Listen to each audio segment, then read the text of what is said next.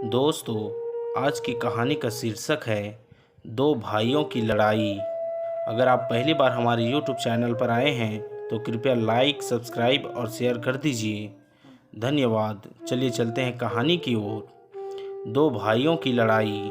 जज मेहता हमेशा की तरह वक्त पर कोर्ट पहुंच गए थे और अपने सामने पड़े ढेर सारे केसों की फाइल देखकर हमेशा की तरह उनका मन उदास हो गया था। जब से वे जज बने थे, उन्होंने हजारों केसेस की सुनवाई की थी और इन सब में मारामारी, धन दौलत, जमीन के लिए लड़ाई, स्त्रियों के लिए लड़ाई, चोरी चकारी, लूटपाट, इन सब के अलावा और कुछ खास नहीं होता था। अपने रूटीन के हिसाब से उन्होंने अपने सामने पड़ी फाइलों को चेक करना शुरू किया। दूसरी फाइल उन्होंने उठाई ही थी और उस पर उसकी नज़रें टिक गई। उन्हें यह केस बाकी सभी केसों से अलग और ख़ास लगा। उन्होंने इस फाइल को पूरा पढ़ डाला। यह केस एक छोटे भाई ने अपने बड़े भाई पर किया था और केस करने का कारण माँ की कस्टडी पाना। मेहता जी ने सबसे पहले इसी केस की कार्रवाई करने का फैसला किया। कोर्ट में सब हाजिर हो गए। जज ने सबसे पहले छोटे भाई को अपनी बात रखने का मौका दिया। छोटे भाई ने कहा, जज साहब, मेरी उम्र 50 वर्ष है और मेरे बड़े भैया की उम्र 60 वर्ष है।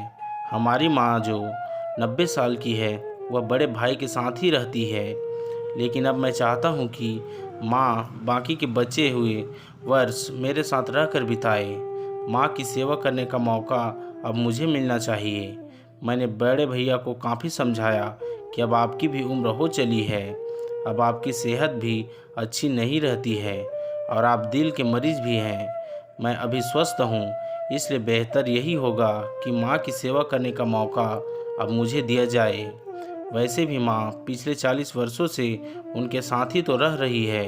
क्या मेरा हक नहीं बनता कि माँ मेरे साथ भी रहे? लेकिन बड़े भैया हैं कि इस बात को मानने के लिए राजी ही नहीं हैं, इसलिए मजबूरी में मुझे उन पर केस करना पड़ा। अब बड़े भाई की अपनी बात रखने की बारी थी। बड़े भाई ने कहा, यह बात सच है कि मेरी उम्र 60 वर्ष है। यह बात भी सच है कि अब मेरी सेहत पहले जैसी नहीं रहती, लेकिन उतना ही सच यह भी है कि मैं सिर्फ जिंदा रह पा रहा हूँ तो इसलिए क्योंकि माँ मेरे पास है। चाहे मेरी सेहत कितनी भी खराब हो जाए, चाहे मेरी ज़िंदगी नर्क जैसी हो जाए, लेकिन मेरी माँ मेरे पास होने की वजह से वही तकलीफ़ों भरी ज़िंदगी स्वर्ग जैसी बन जाती है। जज साहब, आप ही बताइए, मैं माँ को अपने से दूर कैसे होने दे सकता हूँ? जज ने बड़े भाई से कहा कि तुम खुद कहते हो कि तुम्हारी सेहत अच्छी नहीं है, तो भला तुम कैसे अपनी माँ की देखभाल अच्छे से कर पाओगे? यह भी तो सोचो। बड़े भाई ने कहा, मैं अपनी माँ की बड़े अच्छे से देखभाल करता हूँ। आप माँ से भी पूछ सकते हैं, और अगर वो खुद ही कहे कि उन्हें मेरे साथ नहीं रहना तो आप बेशक उन्हें मेरे भाई के साथ भेज दीजिए। जज को यह बात ठीक लगी और उन्होंने माँ को अदालत में बुलाने का फैसला किया। 90 साल की बूढ़ी माँ बड़ी ही कमज़ोर थी।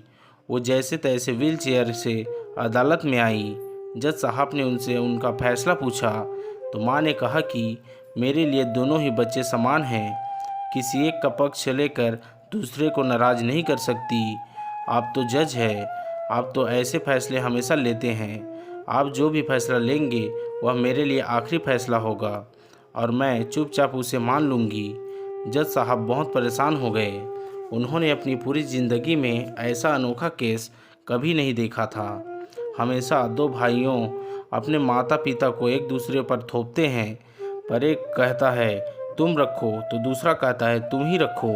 जज का आश्चर्य तब और भी ज़्यादा बढ़ गया जब उन्हें पता चला कि माँ के पास दोनों बेटों को वसीयत में देने के लिए फूटी कौड़ी भी नहीं थी। बड़े सोचने विचारने के बाद जज ने फैसला किया कि माँ को अब छोटे भाई को सौंप देना चाहिए। ये फैसला सुनते ही बड़ा भाई जमीन पर बैठ गया और फूट फूट कर रो पड़ा। उसे रोता देख कोर्ट में हाजिर सभी के साथ जज की भी आंखों में आंसू बह निकले।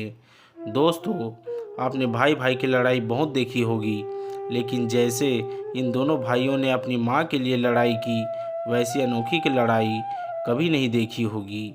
इस कहानी से और इन दोनों भाइयों से हमें सीखना चाहिए कि अपने माँ बाप का कर्ज कैसे उतारा जाता है और माँ बाप की सेवा कैसे निस्वार्थ भाव से की जाती है। दोस्तों, अगर आप भी अपने माँ से इतना ही प्यार करते हैं तो कृपया लाइक, सब्सक्राइब और शेयर कर दीजिए। मिलते हैं और भी ऐसे ही पारिवारिक कहानी पर। धन्यवाद।